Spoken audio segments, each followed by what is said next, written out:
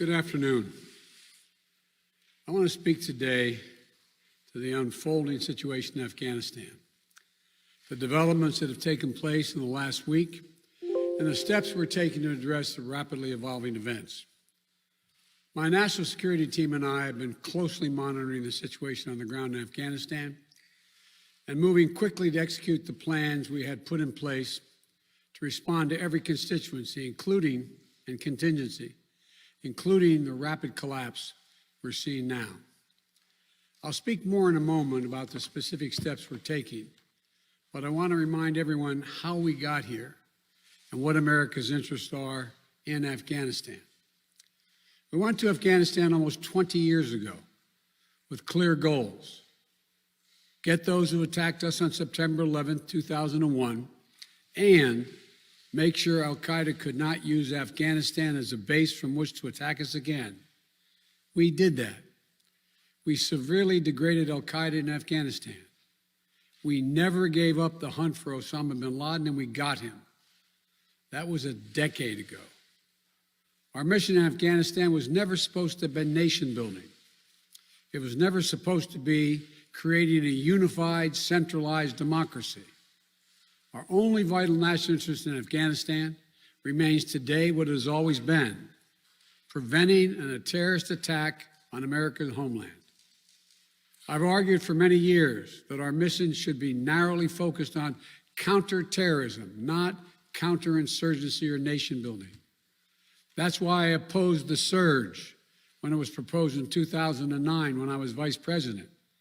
And that's why, as president, I'm adamant that we focus on the threats we face today in 2021, not yesterday's threats. Today, the terrorist threat has metastasized well beyond Afghanistan. Al-Shabaab in Somalia, al-Qaeda in the Arabian Peninsula, al-Nusra in Syria, ISIS attempting to create a caliphate in Syria and Iraq, and establishing affiliates in multiple countries in Africa and Asia. These threats warrant our attention and our resources. We conduct effective counterterrorism missions against terrorist groups in multiple countries where we don't have permanent military presence. If necessary, we'll do the same in Afghanistan. We've developed counterterrorism over-the-horizon capability that will allow us to keep our eyes firmly fixed on the direct threats to the United States and the region, and act quickly and decisively if needed. When I came into office, I inherited a deal that President Trump negotiated with the Taliban. Under his agreement, U.S. forces would be out of Afghanistan by May 1, 2021, just a little over 3 months after I took office. U.S. forces had already drawn down during the Trump administration from roughly 15,500 American forces to 2,500 troops in country. And the Taliban was at its strongest militarily since 2001. The choice I had to make as your president was either to follow through on that agreement or be prepared to go back to fighting the Taliban in the middle of the spring fighting season. There would have been no ceasefire after May 1. There was no agreement protecting our forces after May 1. There was no status quo of stability without American casualties after May 1. There was only the cold reality of either following through on the agreement to withdraw our forces or escalating the conflict and sending thousands more American troops back into combat in Afghanistan, lurching into the third decade of conflict. I stand squarely behind my decision. After 20 years, I've learned the hard way that there was never a good time to withdraw U.S. forces. That's why we're still there. We were clear-eyed about the risks. We planned for every contingency, but I always promised the American people that I would be straight with you. The truth is, this did unfold more quickly than we had anticipated. So what's happened? Afghanistan political leaders gave up and fled the country. The Afghan military collapsed, sometime without trying to fight. If anything, the developments of the past week reinforced that ending U.S. military involvement in Afghanistan now was the right decision. American troops cannot and should not be fighting in a war and dying in a war that Afghan forces are not willing to fight for themselves. We spent over $1 trillion. We trained and equipped an Afghan military force with some 300,000 strong, incredibly well equipped, a force larger in size than the militaries of many of our NATO allies. We gave them every tool they could need. We paid their salaries, provided for the maintenance of their Air Force, something the Taliban doesn't have. Taliban does not have an Air Force. We provided close air support. We gave them every chance to determine their own future. We could not provide them was the will to fight for that future. There's some very brave and capable Afghan special forces units and soldiers. But if Afghanistan is unable to mount any real resistance to the Taliban now, there is no chance that 1 year, 1 more year, 5 more years, or 20 more years of U.S. military boots on the ground would have made any difference. Here's what I believe to my core. It is wrong to order American troops to step up when Afghanistan's own armed forces would not. If the political leaders of Afghanistan were unable to come together for the good of their people, unable to negotiate for the future of their country when the chips were down, they would never have done so while U.S. troops remained in Afghanistan, bearing the brunt of the fighting for them. And our true strategic competitors, China and Russia, would love nothing more than the United States to continue to funnel billions of dollars in resources and attention into stabilizing Afghanistan indefinitely. When I hosted President Ghani and Chairman Abdullah at the White House in June, and again when I spoke by phone to Ghani in July, we had very frank conversations. We talked about how Afghanistan should prepare to fight their civil wars after the U.S. military departed, to clean up the corruption in government so the government could function for the Afghan people. We talked extensively about the need for Afghan leaders to unite politically. They failed to do any of that. I also urged them to engage in diplomacy, to seek a political settlement with the Taliban. This advice was flatly refused. Mr. Ghani insisted the Afghan forces would fight, but obviously he was wrong.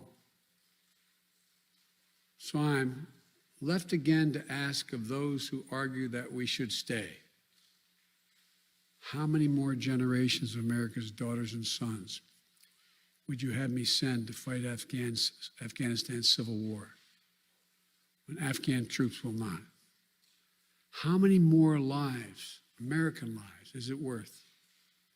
How many endless rows of headstones at Arlington National Cemetery?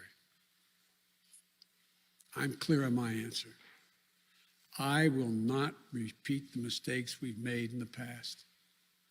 Mistake of staying and fighting indefinitely in a conflict that is not in the national interest of the United States, of doubling down on a civil war in a foreign country, of attempting to remake a country through the endless military deployments of U.S. forces. Those are the mistakes we cannot continue to repeat because we have significant vital interest in the world that we cannot afford to ignore. I also want to acknowledge how painful this is to so many of us. The scenes we're seeing in Afghanistan, they're gut-wrenching, particularly for our veterans, our diplomats, humanitarian workers, for anyone who has spent time on the ground working to support the Afghan people. For for those who have lost loved ones in Afghanistan, and for Americans who have fought and served in the country, serve our country in Afghanistan. This is deeply, deeply personal. It is for me as well. I've worked on these issues as long as anyone. I've been throughout Afghanistan during this war, while the war was going on, from Kabul to Kandahar to the Kunar Valley. I've traveled there on 4 different occasions. I met with the people. I've spoken to the leaders. I spent time with our troops. And I came to understand firsthand what was and was not possible in Afghanistan. So now we're focused on what is possible. We will continue to support the Afghan people. We will lead with our diplomacy, our international influence, and our humanitarian aid. We'll continue to push for regional diplomacy and engagement to prevent violence and instability. We'll continue to speak out for the basic rights of the Afghan people, of women and girls, just as we speak out all over the world. I've been clear that human rights must be the center of our foreign policy, not the periphery. But the way to do it is not through endless military deployments. It's with our diplomacy, our economic tools, and rallying the world to join us. Well, let me lay out the current mission in Afghanistan. I was asked to authorize, and I did, 6,000 U.S. troops to deploy to Afghanistan for the purpose of assisting in the departure of U.S. and allied civilian personnel from Afghanistan, and to evacuate our Afghan allies and vulnerable Afghans to safety outside of Afghanistan. Our troops are working to secure the airfield and to ensure continued operation of both the civilian and military flights. We're taking over air traffic control. We have safely shut down our embassy and transferred our diplomats. Our diplomatic presence is now consolidated at the airport as well. Over the coming days, we intend to transport out thousands of American citizens who have been living and working in Afghanistan. We'll also continue to support the safe departure of civilian personnel, the civilian personnel of our allies who are still serving in Afghanistan. Operation Allies Refugee, which I announced back in July, has already moved 2,000 Afghans who are eligible for special immigration visas and their families to the United States. In the coming days, the U.S. military will provide assistance to move more SIV-eligible Afghans and their families out of Afghanistan. We're also expanding refugee access to cover other vulnerable Afghans who worked for our embassy.